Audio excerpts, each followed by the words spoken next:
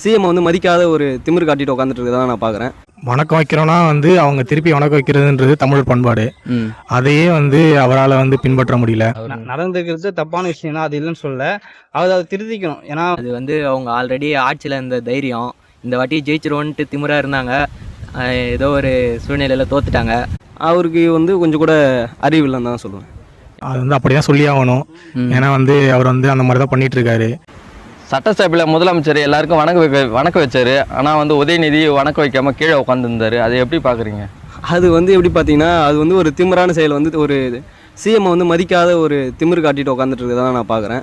எல்லாருமே எழுந்து நிற்கும்போது அவர் மட்டும் இப்படி உட்காந்துட்டு இருக்காரு. நான் அந்த வீடியோவும் பார்த்தேன். அவர் எப்படி சொல்கிறது, அது ஒரு நாகரிகமான இல்லாத செயல்னு தான் சொல்லுவேன். அவருக்கு கொஞ்சம் கூட அறிவு இல்லைன்னு தான் சொல்லுவேன். ஏன்னா ஒரு எதிர்கட்சி தலைவராக இருக்காரு. அப்படின்னும் போது அந்த மனப்பான்மை எதுவுமே இல்லையா அவர்கிட்ட? அது எதிர்கட்சி தலைவராக இருந்தால் பார்க்கல, அவர் எதிரியாக பார்க்குறாரு சிஎம். எதிர்கட்சி தலைவராக பார்த்துருந்தா இன்னும் வணக்கம் சொல்லியிருப்பாரு. ஏன்னா அதுக்கு முன்னாடி மூத்த தலைவர் எடப்பாடி பழனிசாமி கூட எழுந்து நின்று முதலமைச்சருக்கு வணக்கம் வச்சிருக்காரு. ஆனால் இவர் திமுறா உட்காந்துக்கிட்டு ஒரு மாதிரி பார்க்கறதுலாம். இப்போ புது சிஎம்மாக பதவியேற்ற திரு விஜய் அவர்கள் நல்லதெல்லாம் செஞ்சிட்ருக்காரு. அவங்க பண்ண எல்லா தப்புகளையும், திமுக பண்ண எல்லா தப்புகளையும் அவர் கண்டுபிடிச்சி ஒவ்வொன்றா வெளியே கொண்டு வந்துட்டு இருக்கிறதுனால அவருக்கு அதை தாங்க முடியல. அதனால் அவர் எதிரியாக தான் பார்க்குறதே தவிர எதிர்கட்சி தலைவராக அவர் பார்க்கல. ஏன்னா ஒரு மேடையில் கூட சர்ச்சைக்குரிய விஷயமா திமுக தலைவர் உதயநிதியும் பேசியிருந்தார். அதுக்கு கைது பண்ணாங்க. அது திமுக தரப்பில் பயங்கரமான எதிர்ப்புலாம் வந்துச்சு. அதெல்லாம் எப்படி பார்க்குறீங்க? அது பார்த்தீங்கன்னா, அவர் பேசுனதுக்காக தான் கரெக்டாக அவர் அரெஸ்ட் பண்ணியிருக்காங்கன்னு நான் சொல்லுவேன்.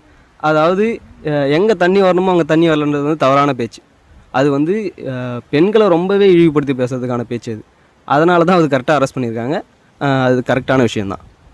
ஓகே, அவர் தொடர்ச்சியாக எதிர்கட்சி தலைவராக செயல்படுறாரா ஒழுங்கா? உங்களுக்கு தெரியுதா அந்த மாதிரி? இது வரைக்கும் அவரோட தொகுதியை அவர் ஜெயிச்சிருந்து அவர் அங்கே போய் பார்த்ததே கிடையாது. அவரோட தொகுதியில் என்ன நடக்குது, என்ன பண்ணுறாங்கன்றது ஜெயிச்சதுக்கப்புறம் அவர் போய் பார்க்கவும் மாட்டார். ஏன்னா அவருக்கு எலெக்ஷன் வரும்போது மட்டும்தான் நம்ம கட்சிக்கு போகணும், நம்ம தொகுதிக்கு போகணும், நம்ம கட்சி மக்களை சந்திக்கணும், நம்ம தொகுதிக்கு என்னென்ன வேணும்ன்ட்டு பார்க்கணும். அப்போ தான் நமக்கு நல்லதெல்லாம் செஞ்சுட்டு அந்த டைமில் அவங்க ஓட்டு போடுவாங்களா, ஓட்டு போட்டுட்டு அவர் ஜெயிச்சதுக்கப்புறம் நான் அந்த சைடு ஏன் போகணும், அவள் தான் இன்னும் ஒரு 5 வருஷம் கழிச்சு திரும்ப போயிட்டு பார்ப்பார். ஓகே, முதலமைச்சர் சிறப்பாக செயல்படுறாரா அவங்களுக்கு தெரியுது? முதலமைச்சர் வந்ததுலேருந்து நல்லா தான் போயிட்டுருக்கு. அவருடைய ஆட்சி மிக அருமையாக இருக்கிறது. இது நான் இந்த மைக்குக்காக இந்த வீடியோக்காகலாம் சொல்ல, உண்மையை சொல்லணும்னா நல்லா தான் பண்ணிகிட்ருக்கார். அவர் இந்த 5 வருஷமும் நல்லா பண்ணார் அப்படின்னா அடுத்த 10 வருஷத்துக்கு அவர் தான் சிஎம்மாக இருப்பார். ஓகே, ஊழலெல்லாம் ஒழிஞ்சிருக்கு அப்படின்றாரு. இப்போ நேற்று மேடையில் பேசும்போது கூட சுதந்திரத்தை அன்றைக்கி மேடையில் பேசும்போது சொல்லியிருக்காரு, நீங்கள் எல்லாம் ஒத்துழைப்பு கொடுத்தா நான் ரொம்ப நல்லா சிறப்பாக செயல்படுவேன் அப்படின்னு சொல்லியிருக்காரு. கண்டிப்பாக ஊழலாம் ஒழிஞ்சிருக்குன்னு தான் சொல்லுவேன். ஏன்னா இப்போ ஒரு இடத்த நம்ம ஒரு சைன் வாங்க போனாலோ இல்லை தாசில்தார்கிட்ட சைன் வாங்க போனாலோ யாராவது லஞ்சம் கொடுக்குறாங்க, யாராவது லஞ்சம் கொடுக்காதீங்கன்னு சொல்கிற ஒரு சிஎம் நீங்கள் பார்த்துருக்கீங்களா? இதுக்கு முன்னாடி அவர் பேசியிருக்காரு, லஞ்சம் கொடுக்காதீங்க அப்படின்னு சொல்லியிருக்காரு. அந்த ஒரு வார்த்தை இந்த வரைக்கும் எந்த சிஎமும் சொன்னதே கிடையாது. கண்டிப்பாக லஞ்சம் ஒழிஞ்சிருக்கு. எல்லா இடமும் இப்போ அழுதுட்டு இருக்காங்க. சட்டசபையிலே ஒருத்தர் பேசியிருக்காரு, எங்களுக்கு சம்பளத்தை ஏற்றி கொடுங்க, லஞ்சம் வாங்க முடியல அப்படின்னு ஒருத்தர் பேசியிருக்காரு. கவனிச்சிங்களா அதை? அப்புறம் என்ன சொல்கிறது, லஞ்சம் ஒழிஞ்சிருக்கா இல்லைங்களான்னு உங்களுக்கே தெரியும். அது அவங்க ஆல்ரெடி ஆட்சியில் இந்த தைரியம் இந்த வாட்டி ஜெயிச்சிருவோன்ட்டு திமிராக இருந்தாங்க. ஏதோ ஒரு சூழ்நிலையில் தோத்துட்டாங்க. எதிர்கட்சியாக இருக்கிறதுனால ஒரு திமிரில் அவங்க வணக்கம் வைக்க மாட்டாங்க, ஏஞ்சிக்க மாட்டாங்க. அதை பொறுத்து விஜய் எதுவும் சொல்ல மாட்டார், அவங்களும் எதுவும் பேச முடியல. அவரை பொறுத்தவரையும் அமைதியாக ஆட்சி நடத்தணும். ஓகே, உதயநிதி ரொம்ப சிறப்பாக செயல்படுறாரா எதிர்கட்சி தலைவரா? இல்லைங்க, அவர் விஜயை பற்றி தப்பாக பேசுறதுக்கு மட்டும்தான் வராரு. அப்புறம் த்ரிஷாவையும் விஜயும் பற்றி தப்பாக ட்ரோல் பண்ணின்னு இருக்காங்க. இதனால தான் அவர் ஆல்ரெடி வேறு ஜெயிலுக்கு போனார். அது பெருமையாக ஜன்னல் சீட்டில் உட்காந்து டாட்டா காமிக்கிறாரு. நான் ஏதோ சாதனை பண்ண மாதிரி ஜெயிலுக்கு போயிட்டு அப்பா கிட்டே போயிட்டு ஏதோ சொல்கிறாரு, வணக்கம் வைக்கிறாரு. அவங்க 2 பேரும் ஏதோ சாதனை பண்ண மாதிரி கட்டி பிடிக்கிறாங்க. திமுக தோற்று போனது காரணம் என்னன்னு நினைக்கிறீங்க? அவங்க கடைசி டைமில் லேப்டாப் ஏன் தந்தாங்கன்னு தெரில. அந்த திட்டத்தை 5 வருஷம் தந்துருக்கணும். கடைசி 2 வருஷம் யார் யாருக்கு ஓட்டு இருக்கோ அது மாதிரி ஸ்டூடெண்ட்டு பார்த்து, college student second year third இயருக்கு மட்டும் கொடுத்துருக்காங்க.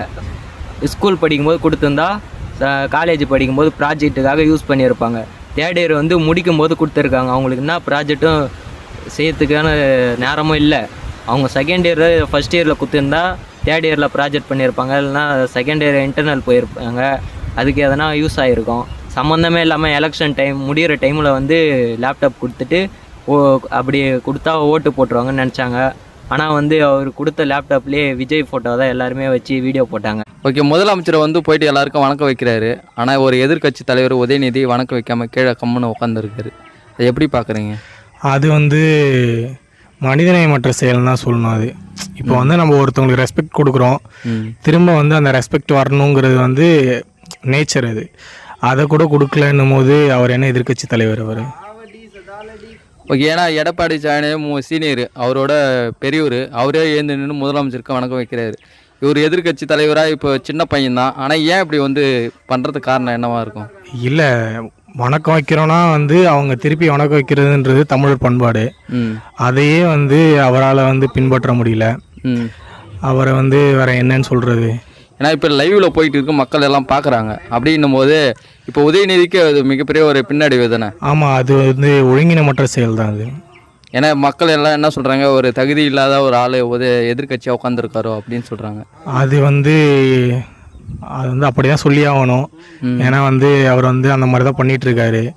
தேவையில்லாத வந்து பேசுறது, பர்சனல் விஷயத்தெல்லாம் எடுக்கிறது, அது வந்து எப்பயுமே வந்து மூணாவது நபர் வந்து பொது இடத்துல பேசுறது தப்பு. அந்த மாதிரி இருக்கும்போது அவர் ஒரு எதிர்க்கட்சி தலைவராக வந்து நியாயமான கோரிக்கைகள் வந்து முன்வைக்கணும். இந்த மாதிரி அநாகரிகமான செயல்களில் ஈடுபடுறது சரியில்லை தான். ஓகே, சட்டசபையில் நடக்கும்போது முதலமைச்சர் உள்ள வந்து எல்லாருக்கும் வணக்கம் வைக்கிறாரு.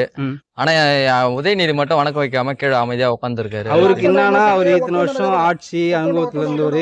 இப்போ நேற்று வந்து புதுசாக ஒருத்தர் வந்து ஆட்சி பிடிச்சிட்டாரு அப்படின்னும் போது யாருக்கா இருந்தாலும் அந்த ஒரு ஆதங்கம் இருக்கும்.